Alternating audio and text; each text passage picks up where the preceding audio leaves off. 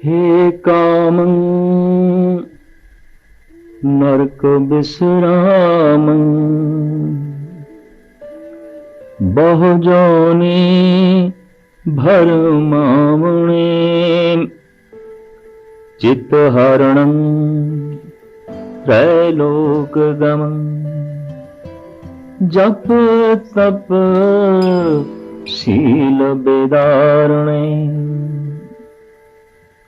अल्प सुख अवित चंचल ऊंचे नीचे समावणे तव भय भुमंचित साध संगम कूट नानक नारायण।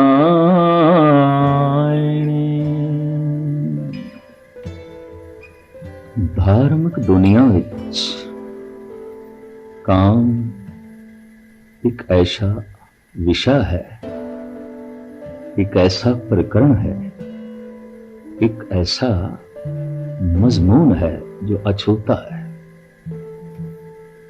जिसते बहुपक्षी विचार नहीं हुई। जे किधरे हुई है इशारतन खुल के नहीं हुई, जे किधरे हुई भी है दबे हुए अल्फाजां खुले शब्दां विच नहीं। उसका एक कारण भी दिखाई देंदा है। मनुख दा लोभ बाहर प्रगट होंदा है और बाहर भी वो कृत है। धन दी पकड़, पदार्थां दी पकड़ और उस लई भज दौड़ दिखाई दे जाती है। क्रोधातुर मनुख दा क्रोध भी एक ऐसी कृत है जो बाहर किसी ते प्रगट होंदा है, दिखाई दे जाता है। ये इस वक्त क्रोध दे जी रहे। अहंकार बोलां दे राही, तरह तरह की कृत दे राही प्रगट हो जाता है, दृश्यमान है। काम एक अंदरूनी वेग है, एक अंदरूनी बिरती है, एक अंदर दा उछाल है। शायद एक कृत भी अंदरूनी बन गई, पर्दे विच बन गई। क्रोध कृत प्रगट है, लोभ कृत प्रगट है, अहंकार प्रदर्शित होता है, लेकिन काम पर्दे विच होंदा है, छुप के होंदा। इस कृत नूं सब तो छुपाया जाता है, हर एक तो छुपाया जाता है। शायद इसे वास्ते काम भी कोई खुल के चर्चा नहीं हुई।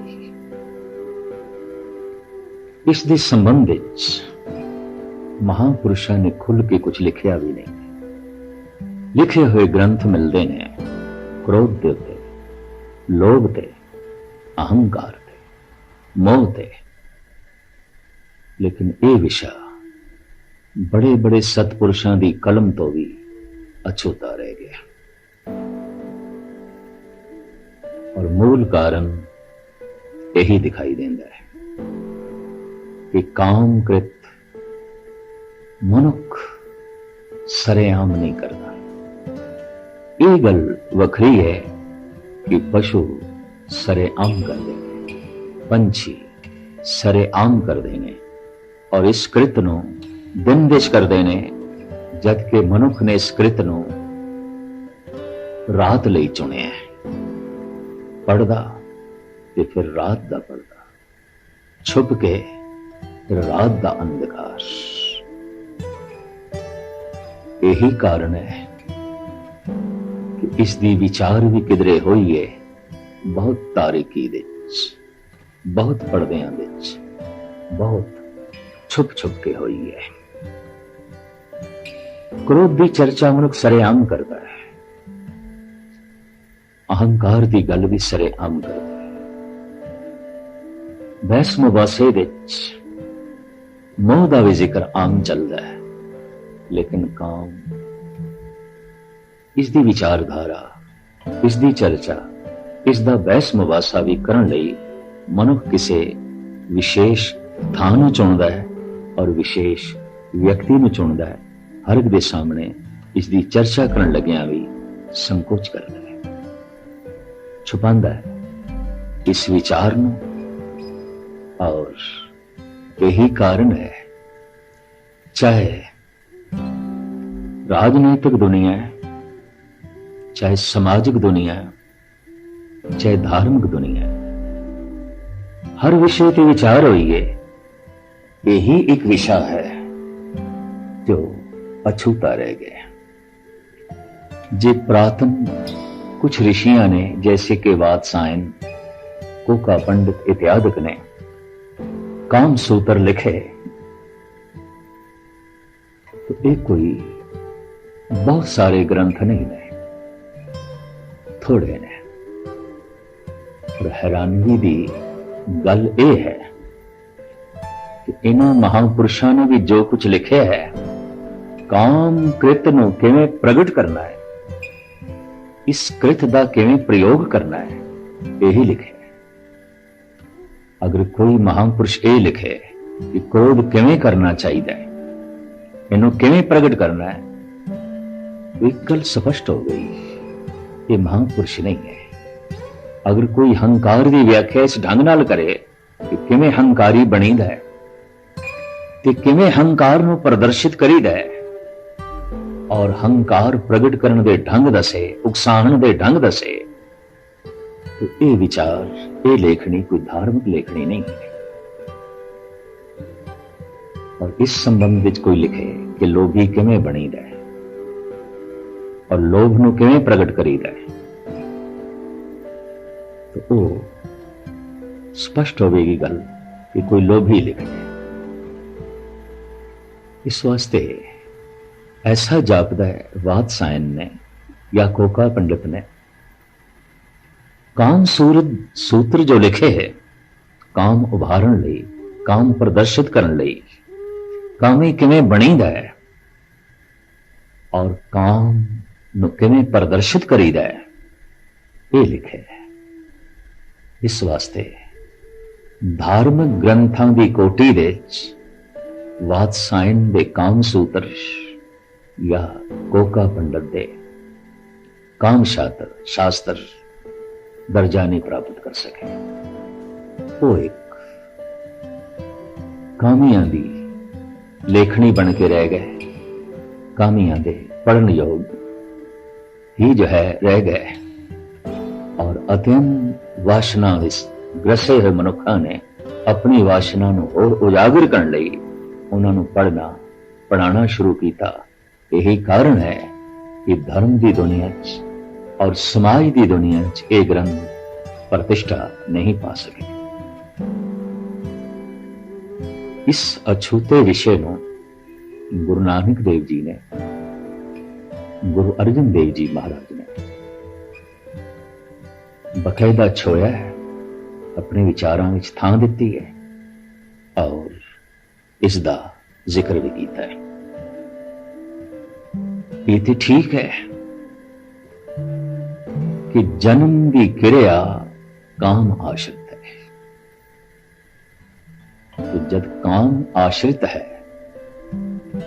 काम बंद हो जाए, काम रहे ही ना, तो जन्म बंद हो जाएगा। जन्म काम है, काम जीवन का केंद्र है। धन गुरु अर्जन देव जी महाराज इसकी जो व्याख्या कर रहे ने अपने पावन शब्दों विच थां दिती है, तो महज इसलिए कि जैसे अधिक मात्रा विच खाया होया भोजन अमृत की थां ते जहर बनता है, तंदुरुस्ती की थां ते रोग पैदा करता है, इस तरह असीम काम जीवन विकसित नहीं करता, बल्कि जीवन भ्रष्ट करता है, तिलांजलि विच ले जाता है। और यही बार बार दे जन्म ते मरण का कारण बनता है। शायद इसे वास्ते ही धन गुरु अर्जन देव जी महाराज फरमान कर रहे ने कि कौम अनंत जोना विच पाण दा कारण बनदा है, जीवन भटक के रह जाता है अनंत जन्मां तक। आप साफ फरमान कर देने, हे कामन नरक बिसरामन बहु जौनी भरमावणे। इसकी मूल व्याख्या तो इंज बनती है, जब जन्म काम तो होया है तो काम की अंश जीवन विच होवेगी, लाजमी होवेगी। जैसे मां बाप तो शरीर आया है तो शरीर विच मां बाप की अंश मौजूद है। मां की रकत पिता बिन धारा। पातशाही भी फरमान करते ने, पानी मैला माटी गोरी इस माटी की पुतरी जोड़ी। पिता दा मैला पानी, मां दी लाल मिट्टी, माटी गोरी गेरवी लाल। इस माटी की पुतरी जोरी। ये गेरवी लाल मिट्टी ते मैला पानी, इसकी सहयोग दे नाल ये मनुखी तन दा पुतला बनिया। मिट्टी ते पानी का मिश्रण किया एक वेग ने जिसका नाम है काम। इस वेग ने मिट्टी ते पानी नू जोड़े है, तो इस पुतले विच मिट्टी है, पानी है, वो वेग भी है। मां दा खून भी है, पिता दा बिंद भी है इस काया विच, लेकिन काम दा वेग भी है जन्म तो। इस बिंद नू, इस खून नू असी काया विचों कढ़ नहीं सकते। जिथे उस बिंद नू, उस खून नू इस काया विचों नहीं कढ़ सकते, तो काम नू भी नहीं कढ़ सकते। क्योंकि तिन्नां दे मिश्रण दे नाल ही कि काया दा ढांचा बने, ये पुतला बने। पानी मैला माटी गोरी इस माटी की पुतरी जोरी। बड़ा सुंदर ये पुतला बनया। तो सतगुरुदेव जी महाराज काम दे त्याग दा उपदेश नहीं दे रहे। इस उपदेश दे च है काम दे प्रति संयम। जैसे बकायदा आयुर्वेद ग्रंथ कहते ने, भुख लगे खादा होया भोजन दारू है, औषधि है, अमृत है। पर भुख नहीं, एक एक बुरकी पाई हुई ये रोग पैदा करेगी। शरीर की लोड़ नहीं, तुम दे रहे हैं। काम दा वेग शरीर की अधिक शक्ति है जो शरीर दे नहीं समा सकती।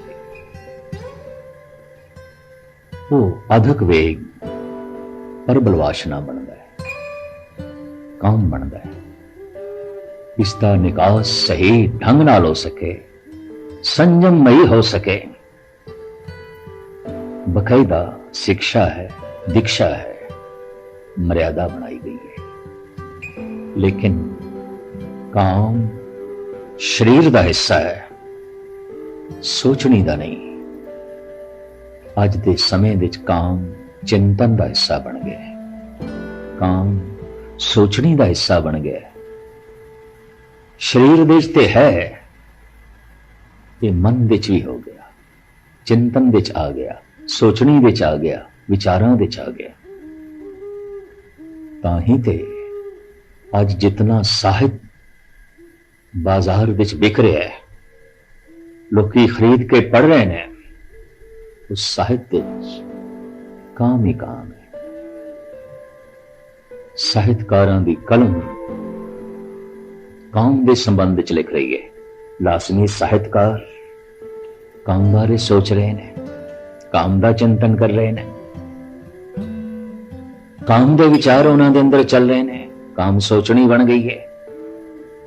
ਕਿਸੇ ਵਕਤ ਸ਼ਾਇਰ ਮਸ਼ਰਿਕ डॉक्टर मोहम्मद इकबाल ने आख्या सी, हिंद के शायर व सूरत गर अफसाना नवीस है बेचारे के आजा पर औरत सवार। भावे उन्हें अपने देश की गल की थी, हिंद के शायर व सूरत गर अफसाना नवीस है बेचारे के आजा पर औरत सवार। ये जो नावलिस्ट ने, कहानीकार ने, ये जो संतराश ने, ये जो शायर ने, दर्शक ने, विचारक ने, इन्हां दे विचारां दे विच, इन्हां दी लेखनी दे विच, इन्हां दी चित्रकारी दे विच, इन्हां दी संतराशी दे विच काम ही काम छाए। मानो काम तो बिना और कुछ है ही नहीं।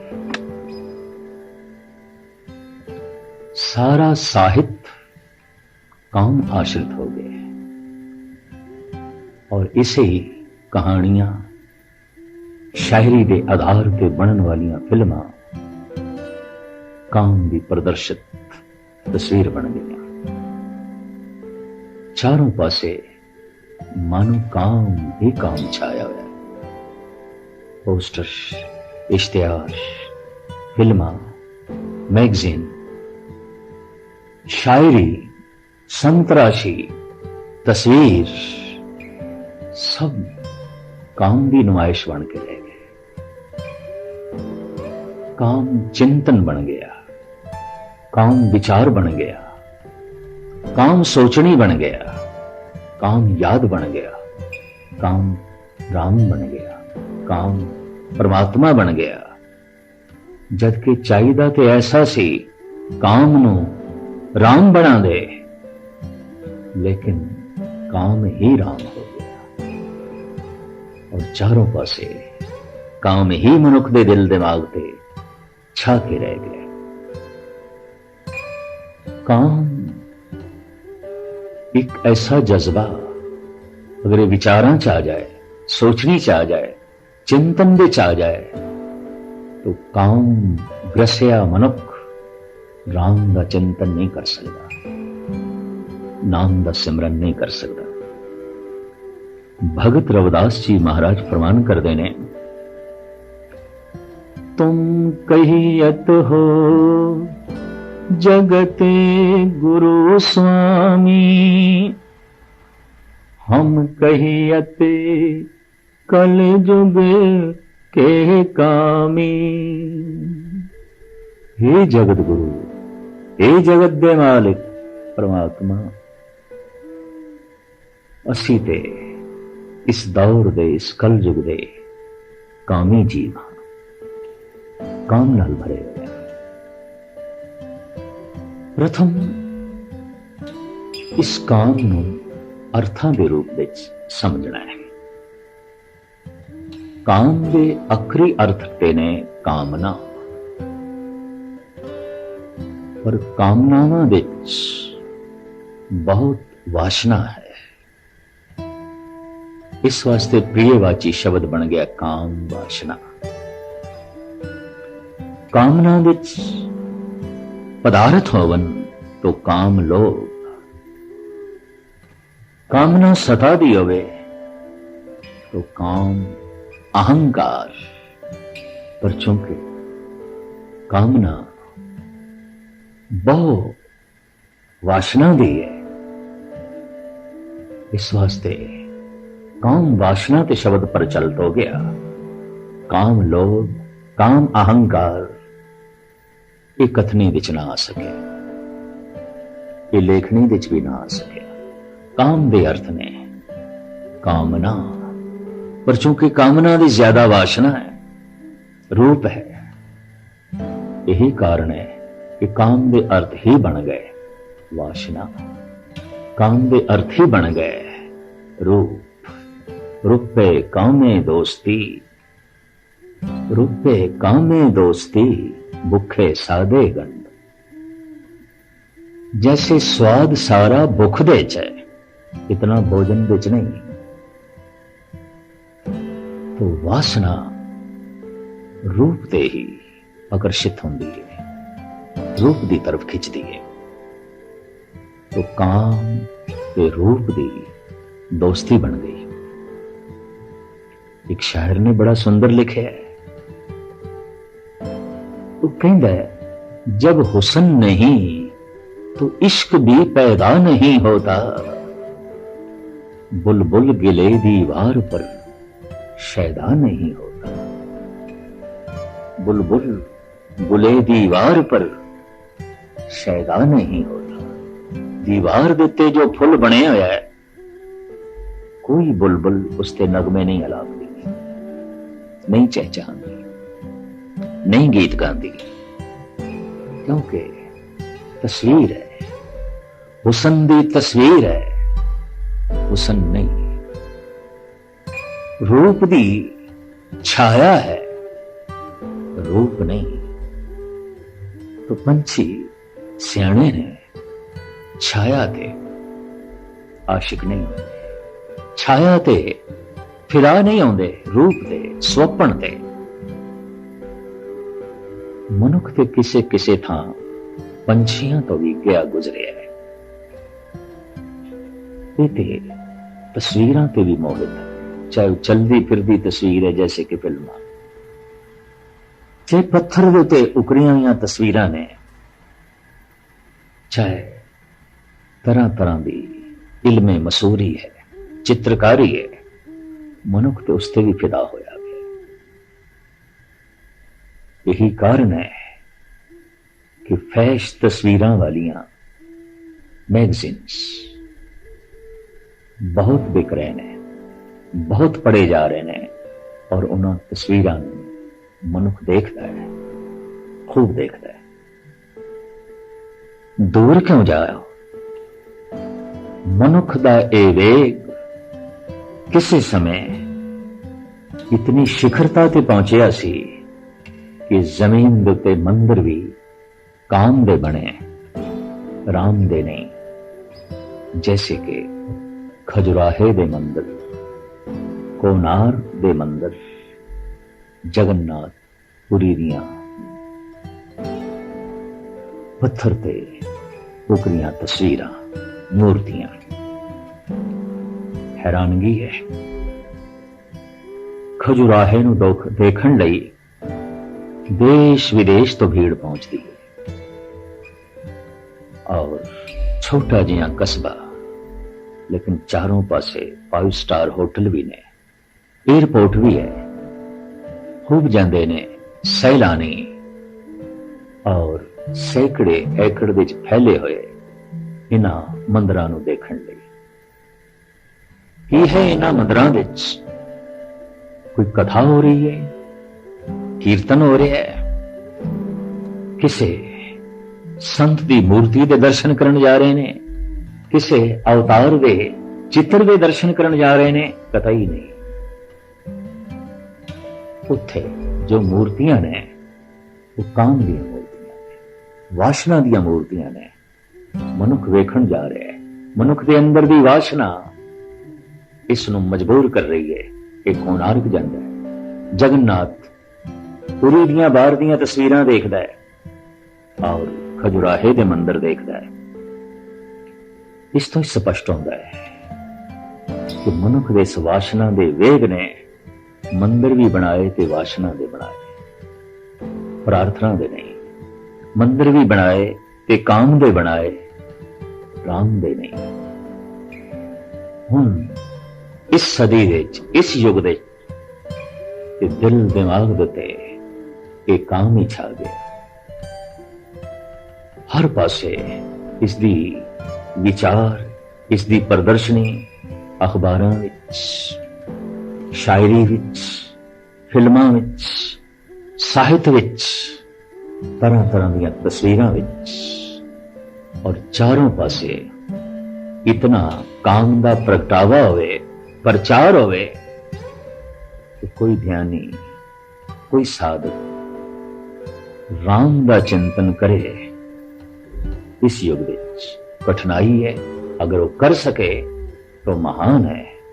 भगत रविदास जी महाराज ने इत्थे ही दुखत होके कहना पिया, तुम कहियत हो जगत गुरु स्वामी, हम कहियत कल जुग के कामी। इसी काम दे हड़ विच बह गया समुचा मगरब, यूरोप, अमेरिका, कनाडा। और बदकिस्मती है ये भारत जो सदियों तक धार्मिक देश रहा है और धर्म की महिमा इत्थे बड़ी प्रगाढ़ रही है। अफसोस ये भी है यूरोप की नकल कर, मगरब की नकल कर, पश्चिम की नकल कर काम दे वेग विच बह गया, काम दे दलदल विच फस गया। और यही कारण है कि राम दा चिंतन घटदा गया, घटदा गया।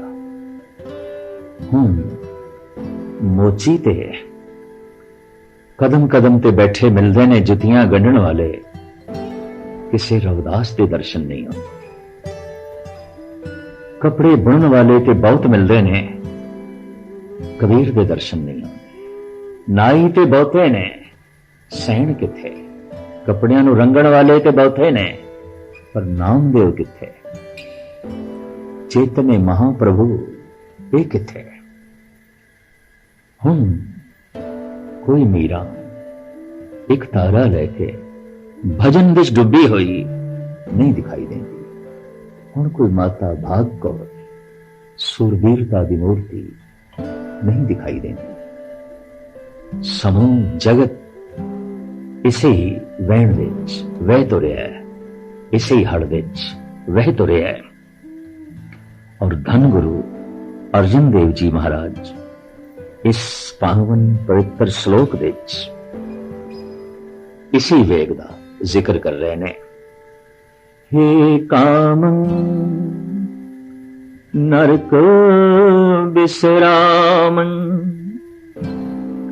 बहु जोनी भरमावणे, चित हरणं त्रैलोक गमं, जप तप शील बेदारणे। हे काम, तू कीते हुए जप नु, कीते हुए तप नु, शील नु भंग करने वाला है। ना तू संयम रहन देना है, ना तू शर्म रहन देना है, ना तू जप रहन देना है, ना तू तप रहन देना है। इतना चंचल कर देना है कि मनुख लई राम दा चिंतन कठिन हो जाता है। निहचल नाल जुड़ना कठिन हो जाता है। चंचल दा मतलब है चल चल चल। इतना चलायमान कर देना है मन को, वो जो निहचल है, नहीं चलता, टिके होया है, टिके होया है, उस नाल टिकना, उस नाल जुड़ना कठिन हो जाता है। और जीवन चंचलता दे वहण विच बह तुरदा है। अगम्य महान मिलिया ए जीवन काम दी भेंट हो जाता है। जबकि जीवन मिलिया सी राम नू भेंट करन लई हो गया काम दी भेंट। अगर काम प्रार्थना बन जाए तो राम प्रगट होता है। काम वासना बन जाए तो फिर जीवन काममयी हो जाता है। काम का रूप बन जाता है, वासना का रूप बन जाता है।